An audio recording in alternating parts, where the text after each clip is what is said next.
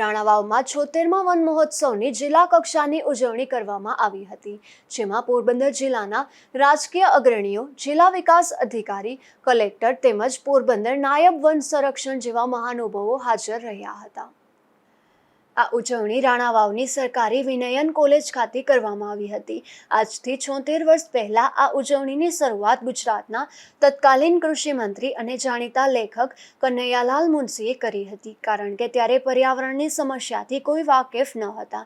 માટે પર્યાવરણ બચાવવા, વૃક્ષો વાવવામાં આવે તેનાથી આપણે કેટલાક ફાયદાઓ છે. આવી જાગૃતતા ફેલાવવાના ઉદ્દેશથી વન મહોત્સવનો કાર્યક્રમની શરૂઆત આજથી 76 વર્ષ પહેલા કરવામાં આવી હતી. આ કાર્યક્રમની શરૂઆત દીપ પ્રાગટ્યથી કરવામાં આવી હતી. બાદમાં સ્વાગત પ્રવચનથી મહાનુભાવોનું સ્વાગત કરવામાં આવ્યું હતું અને વૃક્ષો ઉછેરનારી સંસ્થાઓને પણ પ્રમાણપત્ર આપી સન્માનિત કરવામાં આવી હતી. આ તકે વૃક્ષારોપણ અને રોપા વિતરણ પણ કરવામાં આવ્યું હતું.